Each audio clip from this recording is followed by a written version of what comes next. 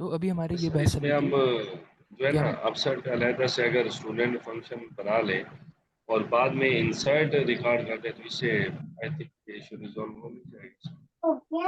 बाकी सब सेम है, हम दोनों से एक मैं म्यूट कर देता हूँ पहले सबको।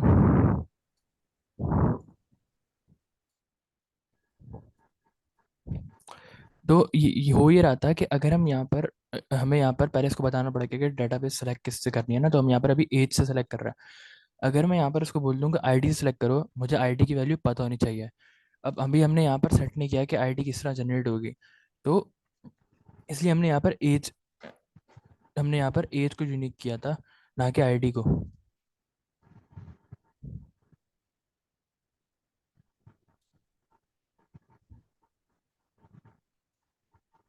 लेकिन हम इसको आईडी से भी कर सकते हैं। अगर यहाँ पर मैं इसको आईडी दे दूँ, आईडी 1 से सेलेक्ट करिए, 01 से, और यहाँ पर मैं इसको इसको दे दूँ आईडी 01। अब याद रहे ये आईडी हर बार नहीं जाएगी, ये आईडी सिर्फ फर्स्ट एंट्री पे जाएगी। ये मैं सिर्फ सैंपल डाटा डाल रहा हूँ। अगली बार जब मैं कोई बंदा आईडी डालेगा तो वो इस स्क्रिप्ट से नहीं डालेगा, वो बल्कि जो मैंने फॉर्म बनाया होगा या जो भी मैंने एपीआई में किया होगा वो वहाँ से एंटर करेगा, वो यहाँ से नहीं करेगा। तो मैं इसको आईडी से भी सिलेक्ट कर सकता हूँ अगर चाहूँ तो, लेकिन ये हमेशा फिर आईडी 1 ही सिलेक्ट करेगा।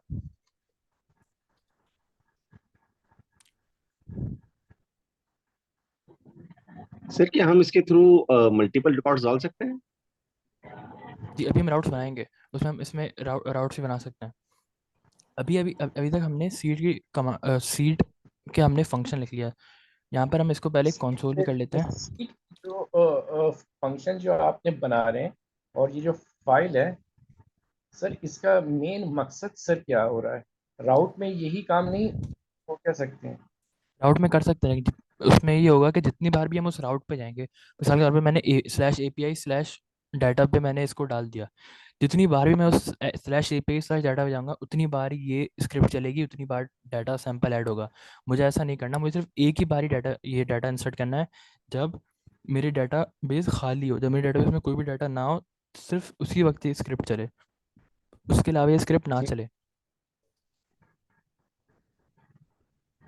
अब इस फंक्शन को रन कर देते हैं, और मैं यहीं पर रन कर रहा हूँ क्योंकि ये हम इसको एज स्क्रिप्ट ट्रीट करेंगे। तो मैं यहाँ पे इसको रन कर रहा हूँ, और क्योंकि ये एसिंक्रोनस फंक्शन है तो इसको मैं कॉल बैक की तरह इस्तेमाल कर सकता हूँ कि अगर ये फंक्शन रन हो जाए तो मुझे क्या करना है, और अगर रन ना हो तो मुझे क्या करना है। दोनों चीज़ें मैं इसको दे सकता हूँ, डॉट देन भी और डॉट कैच भी, कि अगर ये रन डॉट देन पे अगर ये फंक्शन चल जाएगा तो क्या होगा, और डॉट कैच पे अगर ये फंक्शन नहीं चलेगा या एरर आ जाएगा कोई तो क्या होगा।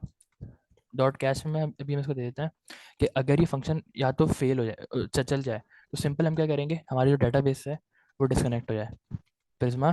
इसके बाद हम क्या कर देंगे, डॉट डिस्कनेक्ट। और अगर ये नहीं चलता तो फिर हम डिस्कनेक्ट तो करेंगे इसको, लेकिन हम एरर भी तो शो कराएंगे ताकि पता चले कि एरर क्या आया था। तो ई जो है हमारे पास एरर का पैरामीटर, इसको हम एरर भी कर सकते हैं और ई भी लिख सकते हैं, वो हमारी मर्जी है। और हम क्या करेंगे, इसको इस्तेमाल कर लेंगे। अब मैंने यहाँ पर सेमीकोलन लगा दिया इसलिए एरर आ रहा है। अब मैं यहाँ पर कंसोल पे प्रिंट करा लेता हूँ एरर। अब मैं अपना एरर भी लिख सकता हूँ, समथिंग वेंट रॉन्ग, और उसके बाद मैं इस एरर को प्रिंट करा लूँगा, या इसको मैं टेम्पलेट एडिटर में भी लिख सकता हूँ इस तरह, और यहाँ पर मेरा एरर आ जाएगा। और उसके बाद मैं क्या करूँगा, अपनी डेटाबेस को डिस्कनेक्ट करा दूँगा। अवेट प्रिज्मा डॉट डिस्कनेक्ट एक फंक्शन है जिससे मेरी डेटाबेस डिस्कनेक्ट हो जाएगी। उसके बाद सिंपल मैं अपनी एप्लीकेशन को एग्जिट कर दूंगा प्रोसेस डॉट एग्जिट से। या इसमें मैंने क्या किया, मैंने इस फंक्शन को रन तो कराया, लेकिन ये भी चेक करा लिया कि अगर ये फंक्शन रन कर जाए सही तरह तो मेरा डेटाबेस डिस्कनेक्ट हो जाए, और अगर नहीं रन कर पाए सही तरह तो एरर स्क्रीन पर शो हो और डेटाबेस डिस्कनेक्ट हो और मेरी एप्लीकेशन बंद हो जाए। प्रोसेस डॉट एग्जिट, प्रोसेस जो है वो बिल्ट इन नोड जेएस का फंक्शन है। नोड जेएस में बिल्ट इन आता है। नेक्स्ट जेएस बैकएंड पे तो वो नोड जेएस इस्तेमाल कर रही है, तो नेक्स्ट बिल्ट इन प्रोसेस जो है एक फंक्शन आता है। ये प्रिज्मा का फंक्शन नहीं है प्रोसेस, ये नोड जेएस का फंक्शन है। और डॉट एग्जिट भी। अब मैं यहाँ पर भी शो करा सकता हूँ कि एवरीथिंग क्या क्या सक्सेसफुल हो गया है, लेकिन ज़रूरत नहीं, क्योंकि हमने ऊपर यहाँ पर स्टूडेंट प्रिंट करा ही लिया है। तो यहाँ तक अगर आप इस यहाँ तक कोई प्रॉब्लम आप पूछ सकते हैं, फिर हम आगे बढ़ते हैं। अच्छा सर, यहाँ पे सवाल ये है, ये हमारी ऐप है, इसमें हम बना रहे हैं कराटे की, तो क्या अगर हम एक लाइव ऐप बनाते हैं तो उसमें भी हमें ये क्रिएट करना पड़ेगा, ये ऑप्शनल है? ये ऑप्शनल है। Option, okay sir. ये मतलब हम सिर्फ खाली डेटाबेस को सीड करने के लिए कर रहे हैं।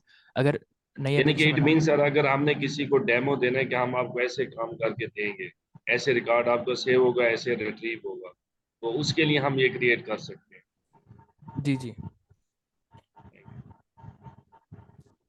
उन्नयन, मेरा एक सवाल है कि हम डॉट धैन पे भी डेटाबेस डिस्कनेक्ट कर रहे हैं, उसके बाद कैच एरर पे भी कर रहे हैं, तो ऐसा क्यों कर रहे हैं? नहीं, डॉट देन पे हम एरर नहीं कर रहे, डॉट देन पे बस डाटाबेस डिस्कनेक्ट कर रहे हैं। अगर हम ये Right. Function run, dot then का मतलब होता है अगर यहाँ से रिटर्न हो गया प्रॉमिस प्रॉमिस, फुलफिल हो जाए हाँ हमारे पास। प्रॉमिस अगर रिटर्न कर दे हमें, जो भी हमने इसको बोला तब था, भी तो डेटाबेस डिस्कनेक्ट कर देगा, रिटर्न कर दे, और अगर एरर आ गई तब भी कर दे, हाँ एरर दे दे, डॉट कैश जो ऐसे है, नहीं? हाँ अगर ये चल जाएगा ना डॉट देन, तो डॉट डॉट कैश नहीं चलेगा। डॉट कैच उसी वक्त चलेगा जब डॉट देन नहीं चलेगा, और डॉट देन कब नहीं चलेगा, जब कोई एरर आ जाएगा। सही सही ये सही। एक तरह से इफ एल्स ही है, लेकिन प्रॉमिस वाला इफ एल्स है। प्रॉमिस में अगर ये हो हम्म गया तो ये करो, फिर इसके बाद हम एक और डॉट देन लगा सकते थे, डॉट देन कुछ और हम्म करो, फिर डॉट देन कुछ और करो, और आखिर में अगर एरर आ जाए तो कैच कर लेंगे। सही। अच्छा, नहीं मतलब कि ये तो मुझे पता है कि डॉट एंड कैच का मतलब कि ये है कि अपना जब रिस्पॉन्स आ जाए तब भी डेटाबेस डिस्कनेक्ट करना है। जी, डेटाबेस डिस्कनेक्ट करना नहीं भूलनी। सही सही सही, थैंक यू। अब हम इसको रन करते हैं। रन करने के लिए हमने एक पैकेज डाउनलोड किया था टीएस नोड, उस टीएस नोड वाली कमांड हमें चलानी पड़ेगी। इसको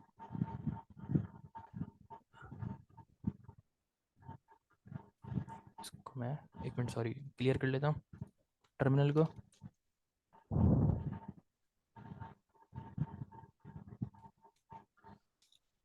मैम, मेरा एक सवाल ये है कि हम हर डेटा जो है, वो हर एंट्री है, वो प्रिज्मा के थ्रू ही इसको इनपुट करवा सकते हैं डेटाबेस में? नहीं, बगैर प्रिज्मा के भी करा सकते हैं। बगैर प्रिज्मा के हमारे पास पर जो डेटाबेस है उसके हिसाब से चलना पड़ेगा। अगर एसक्यूएल डेटाबेस है तो एसक्यूएल की क्यूरी रन करनी पड़ेगी। अगर मोंगोडीबी है तो हमें मोंगूस के जरिए मोंगूस के फंक्शन इस्तेमाल करने पड़ेंगे। हम प्रिज्मा और मोंगूस दोनों एक साथ भी चला सकते हैं। सर, हमें इसमें जो है मुझे नजर आया ना ORM को यूज करने का फायदा, उसमें ये है कि हमें रॉ क्यूरीज टेबल्स को क्रिएट करने के लिए नहीं बनानी पड़ेगी, उनके रिलेशनशिप को डिफाइन करने के लिए। तो ये बड़े बेस्ट प्रैक्टिस है ORM की, आई थिंक बहुत बेस्ट है। और क्योंकि अभी जो PHP का लारावेल है फ्रेमवर्क, उन्होंने भी ORM को यूटिलाइज कर दिया अपने पास।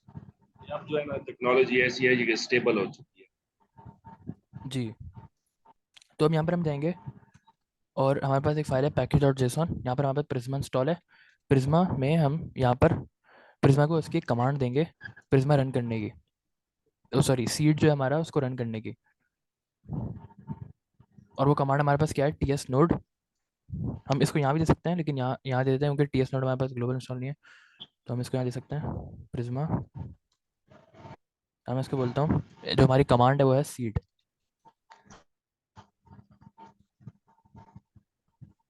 और हमें इस पर क्या रन करना है, टीएस माइनस नोड। और उसके बाद हमारे पास होता है कंपाइलर ऑप्शन। कंपाइलर ऑप्शन का मतलब है कि हमें कौन सा जावास्क्रिप्ट का वर्जन इस्तेमाल करना है, जैसे हम टाइपस्क्रिप्ट में भी हम इस्तेमाल करते हैं। उसके बाद हमारे पास आता है मॉड्यूल। जब हम टाइपस्क्रिप्ट कॉन्फ़िग कर रहे होते हैं, टाइपस्क्रिप्ट जब हमने पढ़ी थी, तो टाइपस्क्रिप्ट कॉन्फ़िग करते हैं हम टाइप्स को बताते थे कि टाइपस्क्रिप्ट में हम जब टाइपस्क्रिप्ट हमारी कंपाइल होगी जावास्क्रिप्ट में, तो उसका कौन सा वर्जन इस्तेमाल होगा ना, ये रहा मॉड्यूल कौन सा चल रहा है, ES नेक्स्ट। तो वो हम इसमें भी बताना पड़ता है TS नोड के अंदर। फिलहाल के लिए भी हम कॉमन JS इस्तेमाल कर लेते हैं।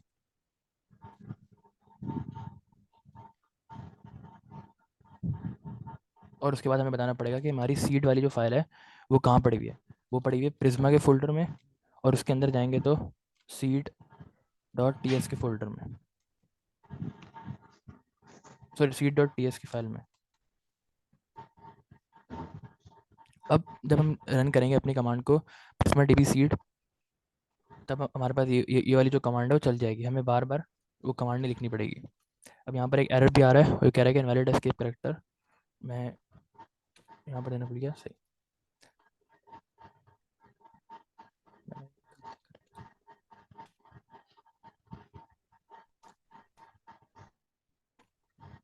तो मैंने स्लैश इसलिए इस्तेमाल करा है ताकि कोटेशन मार्क मैं इस्तेमाल कर सकूं, इसलिए। तो हम इसको रन करते हैं। सॉरी, टर्मिनल के अंदर हमारी कमांड जो है वो प्रिज्मा वाली है, npx प्रिज्मा db सीड, और यहाँ हमारे पास हमारी डेटाबेस जो है वो इनिशियलाइज हो गई। If using XMS Prisma seed install the required dependency by running npm i। अच्छा, हमने इसकी टाइप इंस्टॉल नहीं करी हुई, यहाँ पर हमारे पास एरर आ गया, error to configure feeding project unit data Prisma dot seed property. हमने यहाँ पर प्रिज्मा की टाइप जो है वो इंस्टॉल नहीं करी हुई अपने पास, तो हमें प्रिज्मा की टाइप इंस्टॉल करनी पड़ेगी, क्योंकि हम टास्क में काम कर रहे हैं, किसी भी चीज़ के साथ काम करेंगे तो उसकी हमें टाइप देनी पड़ेगी। हम यहाँ पर जो उसने हमें कमांड बोली है टाइप इंस्टॉल करने के लिए, वो लिख के कमांड टाइप इंस्टॉल कर लेते हैं, npm i, और हमारी डेवलपर डिपेंडेंसी है ts node। लेकिन हमें ये सब इंस्टॉल नहीं करना है, क्योंकि ये सब हमारे पास पहले से इंस्टॉल है, हमें सिर्फ टाइप इंस्टॉल करनी है।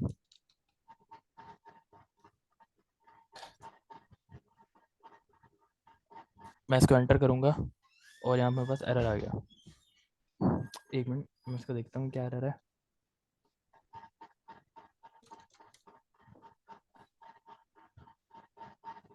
यहाँ पर हमने क्या लिखा, अच्छा सर, ये कंपेलर ऑप्शन के अलावा भी तो चल जाता है जी। अगर ये ना लिख के हम just yes node Prisma dixie.ts लिखें तो ये रन बस हो सिर्फ ts जाएगा नोड हमारे पास। Prisma slash seed dot ts लिखे ना। तो अगर हम कंपाइलर ऑप्शन देना वैसे अच्छी बात है, लेकिन इसके बगैर देखे लिख लेते हैं प्रिज्मा db सीड, और जब मैं इसको रन करूँगा तो अभी ये मुझे बोल रहा है कि if you're using ECMAScript modules ts node prisma slash seed dot ts। अच्छा, हम इसको ऐसे कर लेते हैं जिस तरह ये बोल रहा है। जी बिल्कुल। दरअसल ग्लोबल इंस्टॉल नहीं है, शायद ये एरर आ रहा है। जो ts लोडर है ये इसको ts लोडर को इस तरह चला रहा है, सॉरी, ये इसको इस तरह चला रहा है ts माइनस नोड, जबकि ts नोड जो ग्लोबल इंस्टॉल नहीं है, इसके पहले हमें बताना पड़ेगा। तो अब मैं इसको रन करूँगा तो ये चलना चाहिए, npx db सीड, उससे पहले प्रिज्मा। अब एंटर करता हूँ, अभी हमारे पास फिर से एरर दे रहा है।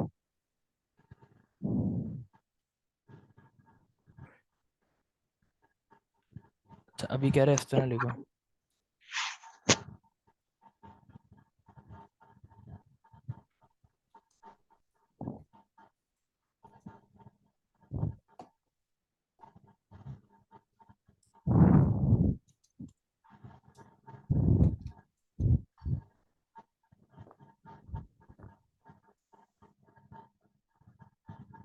तो ये यहाँ पर हमारी डेटाबेस सीड नहीं हो पा रही, इसको एक मिनट ts नोड को इसकी टैब्स इंस्टॉल करके देखते हैं। सर ये वजह क्या हुई हुई है? शायद इसको टाइप्स नहीं मिलनी, ये वजह आ रही है। देख लीजिए फिर इसको सर। पहले आपने कभी ऐसे सर किया है सर? इसमें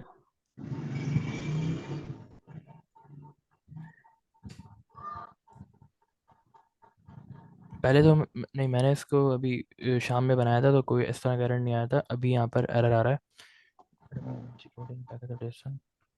प्रिज्मा डॉट सीड मौजूद है, फिर भी एरर दे रहा है।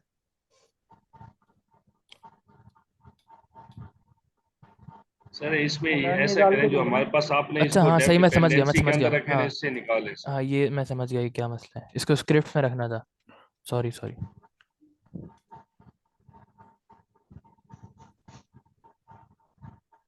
ये वाला जो हमने कोड लिखा था बिल्कुल सही लिखा था, इसको हमें बस, डेप डिपेंडेंसी के अंदर लिखा हुआ है ना सर, इस वजह से। हाँ वो मेरे से गलती हो गई। वापस इसको इसके एरर पे ले आते हैं जिस शक्ल में था, और इसको हमें स्क्रिप्ट में डालना था। हम्म, अब गालिबन ये सही हो जाएगा।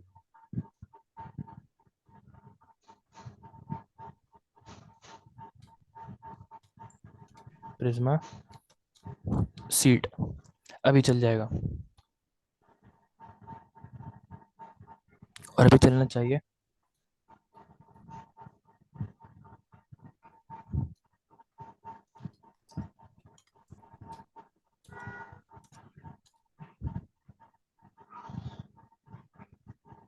अच्छा, ये एस्केप कैरेक्टर कह रहा है, हमने इसको इससे पहले लगाना होता है, हमने इसे यहाँ इसके बाद लगाया। अब इसको रन करेंगे और अभी फिर से वही एरर दे रहा है। चाहे तो सर आप नेक्स्ट क्लास में सर आप ये कर लें, थोड़ा ही सा तो है ये। अच्छा सर, इसमें अगर हम इसे स्क्रिप्ट में ना रखें, अलहदा से इसको रख दें इसकी फाइल के अंदर ही, पैकेज डॉट जेसन, तो आई थिंक ये क्योंकि अलहदा चीज़ है स्क्रिप्ट से हट के, तो चल जाएगा। प्रिज्मा और इसका जो ऑब्जेक्ट है आगे सर, इसको आप डिपेंडेंसीज के ऊपर अलहदा एक ऑब्जेक्ट की सूरत में रखें और डीपी सीड चलाएं तो चल जाएगा, क्योंकि इसमें दरमियान में फिर प्रिज्मा आ रहा है और फिर हम डायरेक्ट सीड को ले रहे हैं, इस वजह से।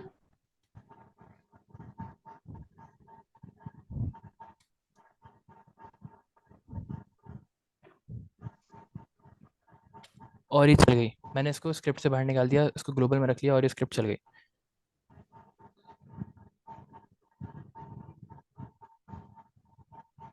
अब हम इस स्टूडियो देखते हैं, स्टूडियो में हमारे पास डाटा आ गया होगा, npx प्रिज्मा स्टूडियो। अभी तक जो हमारे पास पुराना वर्जन था स्टूडियो का, पुराना स्नैपशॉट था, उसमें हमारे पास डाटा नहीं आ रहा था। अब हमारे पास डाटा आ नहीं गया आ होगा, रहा था सर। उसमें हमारे पास सिर्फ टेबल आ रहा था। और अब अगर मैं इसमें जाता हूँ और हम यहाँ देखेंगे, हमारे पास डाटा आ चुका है। यहाँ पर हमारे पास ID1 डाटा आपको नज़र आ रहा है, जी सर बिल्कुल। ये रहा ID1 हुनैन, और यहाँ पर मेरे पास पूरा डाटा यहाँ सेव है, एज, कोड, सीपीट, क्रेडिट, वेडिट, सब कुछ सेव हो गया। तो अब हम चलते हैं, सिंपल इसको इस्तेमाल करते हैं, अपने वेबसाइट के फ्रंट एंड पे लेके आते हैं। वो हम किस तरह करेंगे, सिंपल है, हम यहाँ पर अपना राउटर बनाएंगे। हम हमारे डेटाबेस में डाटा तो हमने इनिशियलाइज कर दिया, मैं इसमें मजीद ऑब्जेक्ट्स भी बना सकता हूँ और मजीद ऑब्जेक्ट इंसर्ट करके उनको हम देख सकते हैं। पहले हमें हमें अपना प्रिज्मा क्लाइंट जो है वो इनिशियलाइज करना पड़ेगा। अच्छा सर, यहीं पे एक क्वेश्चन है सर। अभी जो हमारा सीड की जो फाइल हमने फंक्शन बनाया उसके अंदर एक ऑब्जेक्ट पड़ा हुआ है, अगर फिर हम से कमांड चलाए तो दोबारा से उन्हें उसके अंदर जाकर स्टोर हो जाएगा। दोबारा से क्या मतलब?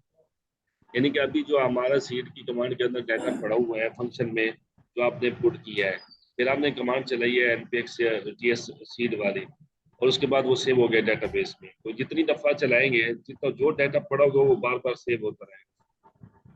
जी, ओके सर। हम इसमें मैं ये समझा आपके सवाल से कि हमें अगर बार बार सीट चलाएंगे तो सेम ही डाटा सेव होगा, है ना? नहीं सर, अभी एक सीड को दफा ओपन और करें इसको सर। चलाएं, जैसे सर कह रहे हैं दोबारा करें, जैसे एक दफा अभी उसी को इसके दोबारा अंदर पड़ा चलाएं। है हुनैन सर 19 BSCS2, जब जी हम चलाएंगे अगर यही डाटा पड़ा रहेगा तो बार बार यही फीड होता रहेगा डेटाबेस हाँ जी, यही सब होता रहेगा, क्योंकि यहाँ पर हमने वेयर लगा दिया ना। अगर इसको वेयर में। अगर इसको वेयर यहाँ पर ट्रू मिलेगा तभी ये क्रिएट तब ये क्रिएट नहीं चलाएगा। अगर इसको वेयर में फॉल्स अच्छा, मिलेगा तब ये क्रिएट चलाएगा। Okay sir. और इसमें सर एक और वेयर का क्वेश्चन है, हम मकसद ये एरे था, की सूरत में बल्क ऐड कर सकते हैं सर डेटा? बल्क, ये हमारा बल्क रिकॉर्ड है एक तरह से। Okay sir. इसमें मजीद ऑब्जेक्ट भी डाल सकता हूँ, यहाँ पर कॉमा लगाऊँ, एक और ऑब्जेक्ट डाल दूँ, तो वो डलते ओके रहेंगे। सर। तो अब हमें क्या करना है, अब हमारी जितनी भी फाइल्स होंगी ना राउट की, वो डेटाबेस से बात करेंगी, उसके लिए हमें डेटाबेस का कनेक्शन बनाना पड़ेगा, है ना? लेकिन अब मैं हर राउट में बार बार डेटाबेस का कनेक्शन बनाऊं और बार बार उसको ख़त्म करूं, ये एक अच्छी प्रैक्टिस नहीं है। मैं कर लेता हूँ, मैं एक फाइल बनाता हूँ, उसमें एक फंक्शन अपने पास बना के रख लेता हूँ, और हर राउट पे सिर्फ उस फंक्शन को इस्तेमाल कर लूँगा, ताकि बार बार मुझे जो है अपने डेटाबेस से कनेक्शन नहीं बनाना पड़े। इसको हम प्रिज्मा क्लाइंट भी कहते हैं।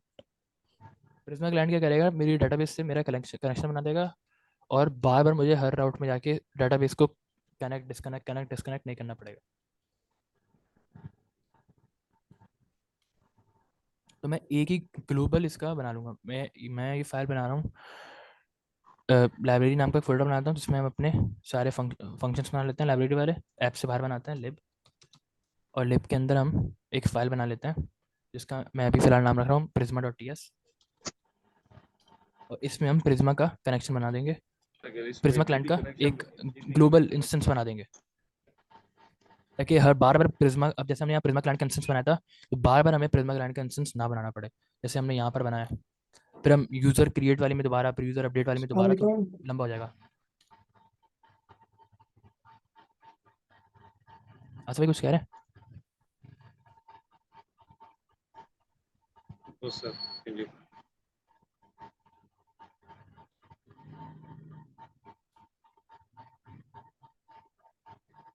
तो हम क्या करते हैं यहाँ पर, पहले तो अपना प्रिज्मा क्लाइंट इंपोर्ट करते हैं, और प्रिज्मा क्लाइंट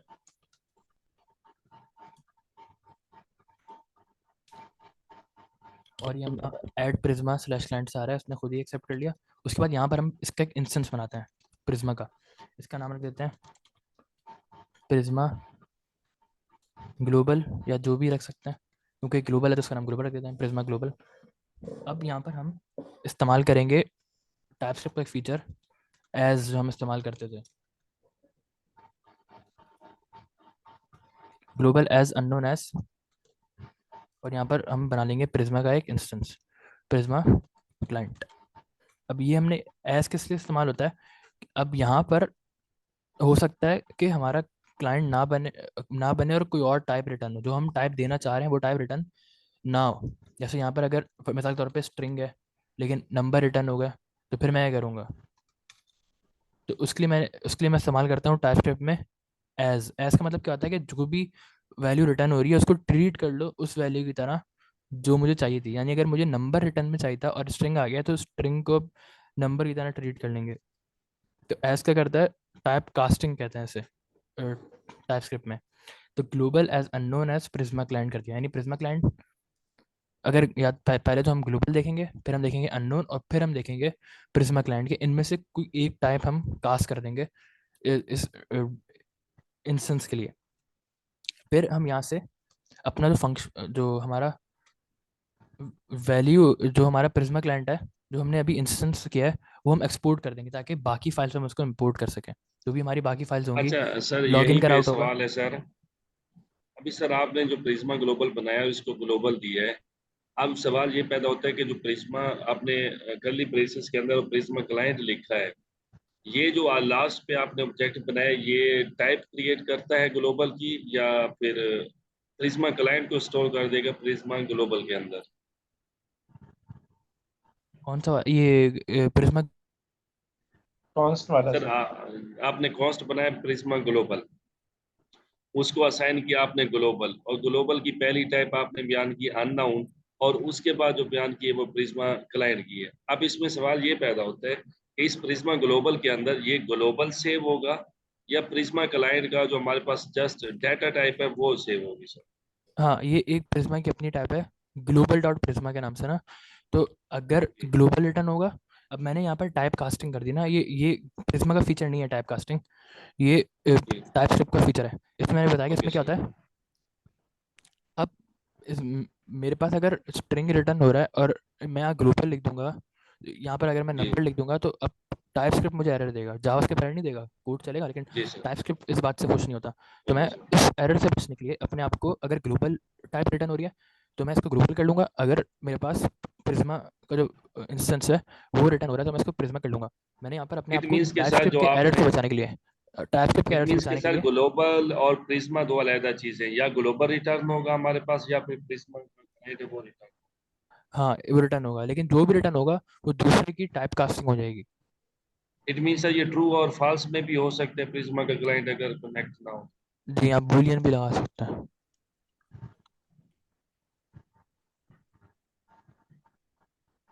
बट तो अननोन आई थिंक बेटर है, क्योंकि अभी हमें नहीं मालूम कि क्या चीज आएगी हमारे पास, इस वजह से दूसरी जो भी हम लगाएंगे तो वो तो एरर देगी हमसे टाइप। जी, सर बट जो रियल क्वेश्चन है ना यहाँ पे हमारा, पीछे जब आपने प्रिज्मा का क्लाइंट बनाया है तो आपने लिखा है कि const Prisma client is equal to, यानी कि असाइन उसे करवा दिया आपने न्यू इंस्टेंस के जरिए से।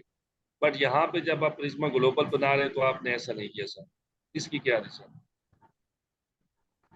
अच्छा, वहाँ पर ना इस सीट पे ना मैंने यहाँ पर ग्लोबल इस्तेमाल नहीं किया। जी यहाँ मैं ग्लोबल इस्तेमाल कर सकता हूँ, जी लेकिन मैंने, क्योंकि हमने ग्लोबल बनाने से पहले काम कर लिया तो वहाँ हमने ग्लोबल इस्तेमाल नहीं किया। अभी अगर अभी हम चाहें अभी हम यहाँ पर ग्लोबल इस्तेमाल कर सकते हैं। मैं बस यहाँ जी पर इम्पोर्ट करूँगा अपने इस लाइब्रेरी वाले फंक्शन को, और यहाँ पर इसको प्रिज्मा दे दूंगा बजाय इसके। यहाँ जो मैं कांस्टेंट वेट प्रिज्मा कर रहा हूँ, मैं इसको यहाँ से डिलीट कर दूंगा और वहाँ से मैं इसको इंपोर्ट कर लूँगा। उसके लिए मुझे यहाँ पर इसको एक्सपोर्ट करना पड़ता है। मैं इसको एक्सपोर्ट कर लेता हूँ यहाँ से, ताकि मैं इसको वहाँ पर इस्तेमाल कर सकूँ। एक्सपोर्ट करने के लिए मैं अब सिंपल सर इसको बस sir export last last question है सर कॉन्सेप्ट क्लियर करने के लिए। इसमें ये जो ग्लोबल है ये हमारे पास प्रिज्मा के लिए है, जी ठीक है जी। और इससे हमें जो है ना प्रिज्मा क्लाइंट की एक इंस्टेंस क्रिएट होके मिलेगी प्रिज्मा ग्लोबल में। जी। Okay sir. हमें ग्लोबल नाम रखना ज़रूरी नहीं है। इस ये क्या करेगा, हम हर फाइल में, जब अब हम फ्रंट एंड पे प्रिज्मा को इस्तेमाल करेंगे डाटा दिखाने के लिए, तो अब मुझे जी हर फ्रंट एंड की फाइल में प्रिज्मा का एक नया क्लाइंट बनाना पड़ेगा ना। तो उस बिल्कुल ऐसी बात है सर। लंबे काम से बचने के लिए मैंने ये किया, एक फाइल बना ली जिसमें मैंने एक प्रिज्मा का क्लाइंट बना लिया। अब मैं हर फाइल में इसी को चला लूंगा। सर बिल्कुल ठीक है सर। अब मैं इसको एक्सपोर्ट कर देता हूँ। अब प्रिज्मा अच्छा डॉट सर, ग्लोबल में इसमें अगर हम देख लें एक चीज कि प्रिज्मा ग्लोबल के हमें कंसोल में चेक कर लें कि क्या चीज ये हमें देता है, तो इससे हो सकता है हमारे कंसेप्ट ज्यादा क्लियर हो। हाँ इसको कंसोल करवा सकते हैं सर? इसको कंसोल करा सकते हैं, अभी कर लेते हैं। Thank you sir. पहले हम इसको एक्सपोर्ट कर लेते हैं। अब प्रिज्मा डॉट ग्लोबल में मैं इसको डॉट प्रिज्मा को एक्सपोर्ट कर रहा हूँ। तो प्रिज्मा डॉट ग्लोबल एक ऑब्जेक्ट है और उसके अंदर डॉट प्रिज्मा की है। इसको मैं एक्सपोर्ट कर लेता हूँ। और उसके बाद या तो ये प्रिंट होगा, और यहाँ पर एक जावास्क्रिप्ट में एक और ऑपरेटर होता है, हम वो भी इस्तेमाल कर सकते हैं कि अगर, क्योंकि हमारे पास ज़रूरी नहीं है, हमने यहाँ देखा कि हो सकता है हमारे पास ग्लोबल रिटर्न ना हो, प्रिज्मा रिटर्न ना हो, ग्लोबल आ जाए, और यहाँ पर एरर आ जाएगा अगर ये रिटर्न नहीं होता प्रिज्मा क्लाइंट, है ना। तो उस एरर से बचने के लिए हम क्या करेंगे, अगर नहीं होता ऐसा या कोई एरर आता है, मैं यहाँ पर खुद से दोबारा से एक प्रिज्मा क्लाइंट रिटर्न करा देता हूँ।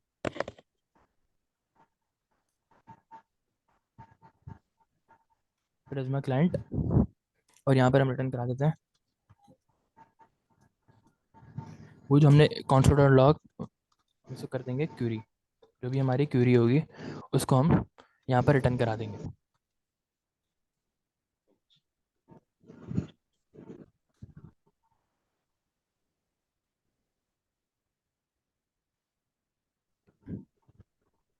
इससे हमारे पास इस कोड का हमारे पास फ़ायदा क्या हुआ?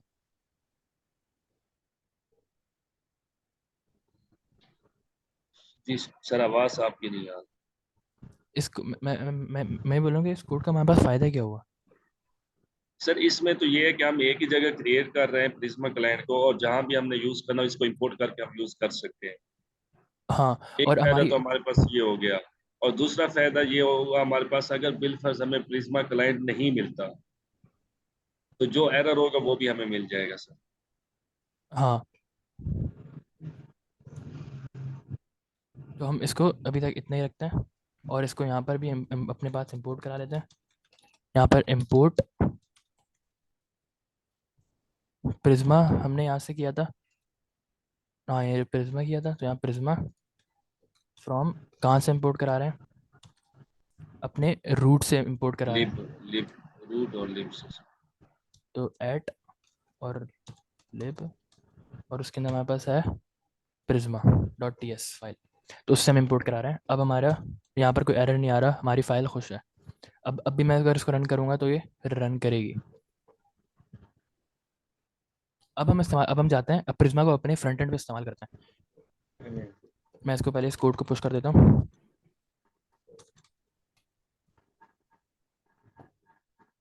अब प्रिज्मा को हम इस्तेमाल करते हैं फ्रंट एंड पे, और डाटा वहाँ अच्छा दिखाता सर, है। इस सेशन के एंड पे और सेशन फिर होगा या फिर नेक्स्ट क्लास?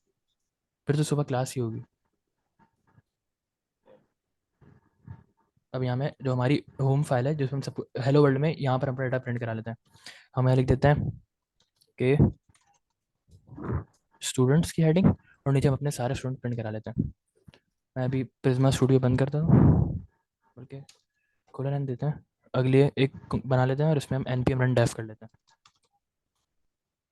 उससे पहले मैं यहाँ पर क्या करता हूँ, यहाँ पर पहले इससे डाटा मंगा लेता हूँ सारा।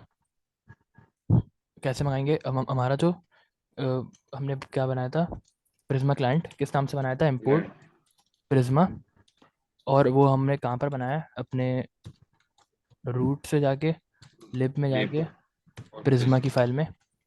और यहाँ पर हम क्या करेंगे इसको, अब हमें यहाँ पर हमें क्या करना पड़ता है, न्यू प्रिज्मा क्लाइंट, ये वो सारी चीज़ें करनी पड़ती हैं। अब हम उससे बच गए, हम सिंपल यहाँ करेंगे अपना एक वो बना लेंगे वेरिएबल स्टूडेंट्स, और स्टूडेंट्स में हम वैल्यू क्या रखेंगे, अवेट, क्योंकि प्रॉमिस रिटर्न होगा क्योंकि, और उसके बाद हम देखेंगे प्रिज्मा। अब मैंने अवेट इस्तेमाल किया है तो मुझे यहाँ पर असिंक इस्तेमाल करना पड़ेगा। और प्रिज्मा डॉट, अब मेरा क्या था, स्टूडेंट, जो मेरा स्कीमा था स्टूडेंट, ये रहा। और यहाँ पर मैंने लिखूंगा, फाइंड भी कर सकते हैं और फाइंड मैनी भी कर सकते हैं। अगर फाइंड इस्तेमाल कर सकते हैं, फाइंड मैनी इस्तेमाल कर सकते हैं, फाइंड वन कर सकते हैं, किसी उसको कर सकता हूँ, कोई यहाँ पर कंडीशन दे सकता हूँ। और यहाँ पे सर ये जो हमारे पास फाइंड मैनी है सर, ये हमारे पास मोंगोडीबी की कमांड है या प्रिज्मा की है सर? फाइंड मैनी जो है हमारे पास प्रिज्मा है। ओके सर, क्योंकि मोंगोडीबी तो हमने इस्तेमाल ही नहीं करी ना, ओके सर, हमने मोंगोडीबी हाँ इस्तेमाल ही पोस्ट करी। Grace, okay sir, thank you. तो हम क्या करेंगे यहाँ पर, MongoDB को जी जी, MongoDB को तो सर हमने अभी कनेक्ट भी नहीं किया हुआ है ना, तो उसकी तो ये नहीं होगी कमांड फाइंड मैनी। ये मोंगोडीबी में भी ये यूज होती है भाई, हाँ फाइंड मोंगोडीबी मैनी में भी और सेम यही फाइंड होती है, वन। मोंगोडीबी में सेम कमांड होती है। तो अब मैं करता हूँ, अब हम सिंपल रिएक्ट पे काम कर रहे हैं। वही जो ब्रैकेट लगाएंगे तो रिएक्ट में हम जावास्क्रिप्ट का कोड लिख सकते हैं, तो अब बिल्कुल हम वही रिएक्ट वाले काम कर रहे हैं। ब्रैकेट लगाएंगे, यहाँ पर हम लिखेंगे स्टूडेंट डॉट मैप। यहाँ मैं फोर लूप भी लगा सकता हूँ, लेकिन अच्छी प्रैक्टिस क्या है, मैप लगाना, क्योंकि वो अच्छा है। मैप क्या करेगा, एक एरे के ऊपर लूप चला देता है, और मुझे यहाँ पर एक इनपुट मिलेगा। क्या इनपुट मिलेगा, जो भी मेरा करंट स्टूडेंट है, मैं इसका नाम कुछ भी मैं इसका नाम एंट्री रख सकता हूँ, मैं इसका नाम नेम रख सकता हूँ, मैं कुछ भी रख सकता हूँ। फिलहाल के लिए मैं इसका नाम रख रहा हूँ करंट स्टूडेंट, स्टूडेंट रखा हूँ क्योंकि वो ज़्यादा स्पेसिफिक नाम है। और अब मैं यहाँ से रिटर्न करा दूंगा जो भी मेरा स्टूडेंट आएगा, स्टूडेंट डॉट, मैं इसका फुल नेम रिटर्न कराता हूँ। सेव करते हैं। अब यहाँ पर दो एरर्स आ रहे हैं, और ये आ रहा है एक्सपेक्टेड का, ये ब्रैकेट का। अच्छा मैं समझ गया क्या एरर है, वो रिएक्ट में हम एक ही टैग रिटर्न कर सकते हैं। तो अब हम यहाँ पर, अब हमारे पास यहाँ पर स्टूडेंट आने चाहिए। मैं इसको रन करता हूँ इस एप्लीकेशन को।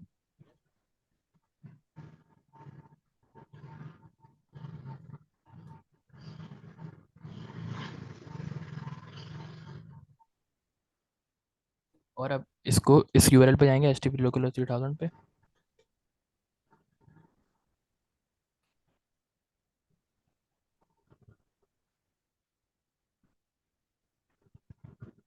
तो हमारे पास हमारा स्टूडेंट आ गया हुनैन। अब हम यहाँ पर थोड़ा और डाटा डाल लेते हैं ताकि हमारी और अच्छी प्रैक्टिस हो जाए। तो मैं डालता हूँ, प्रिज्मा स्टूडियो हमारा चल रहा है, तो मैं डाटा डाल लेते हैं। अब मैं स्पीड से भी डाल सकता हूँ, यहीं से डाल देते हैं डाटा।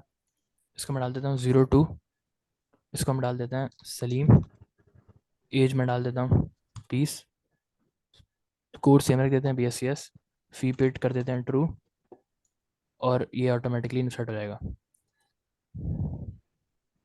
अभी क्या बोल रहा है, प्रिज्मा क्लाइंट फील्ड कमेंट, अच्छा सही। मैंने ये रहा हमारी स्कीमा। स्कीमा में हमने क्या सेट किया हुआ है, कोर्स को हमने यूनिक किया हुआ है। तो ये कह रहा है कोर्स जो है वो, जब आपने यूनिक किया है तो यहाँ पर सेम कोर्स क्यों दे रहे हो, तो मैं यहाँ कोर्स का नाम चेंज करना पड़ेगा। सिंपल सा एरर था, मैं कर देता हूँ केमिस्ट्री और सेव 3 चेंजेस करता हूँ। अब इसको कोई मसला, अभी क्या बोल रहा है, on the course show details,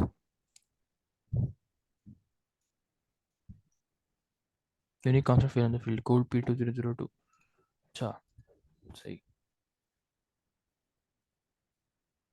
dismiss. Course हमने चेंज कर दिया फिर भी ये मसला कर रहा है।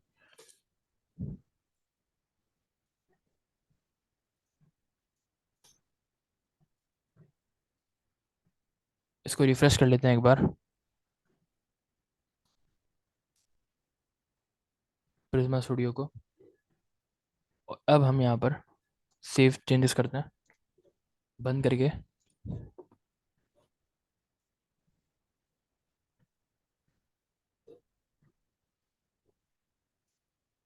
तो यहाँ पर हमारे पास फ्रंट एंड पे डाटा तो आ गया। अब हम यहाँ पर इसको अब हम CSS लगा के इसको और थोड़ा अच्छा बना सकते हैं और हम इसमें अपने बाकी मेथड लगा सकते हैं। अभी हम क्या करते हैं, गेट और पोस्ट करते हैं, लेकिन हमारे क्लास का टाइम पूरा हो गया। हमने अभी प्रिज्मा क्लाइंट इनिशियलाइज किया, हमने एंड इसमें डाटा डाला, सी डाटा डाल के हमने फ्रंट एंड पे वो डाटा देख भी लिया और हमारा अच्छा डाटा सर, अंदर इसका गया। मॉडल एक दफ़ा सर दिखा दें सर, यूज़र मॉडल से। मैं ऐसा करता हूँ स्टूडेंट डॉट फुल नेम, मैं इसको इस तरह प्रिंट करा लेता हूँ। ये रिटर्न करे मुझे, क्या रिटर्न करे, H1 सर। मैं इसको बना देता हूँ एक list. Return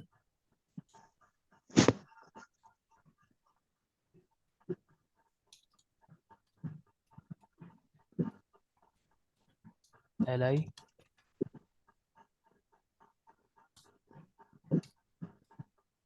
student dot full name और एक और li रिटर्न करे, और वो हमारे पास स्टूडेंट डॉट एज और एक और li लगा देते हैं जो हमें रिटर्न करे क्या, स्टूडेंट डॉट कोर्स। लेकिन इसको हम ले लेते हैं यूएल के अंदर।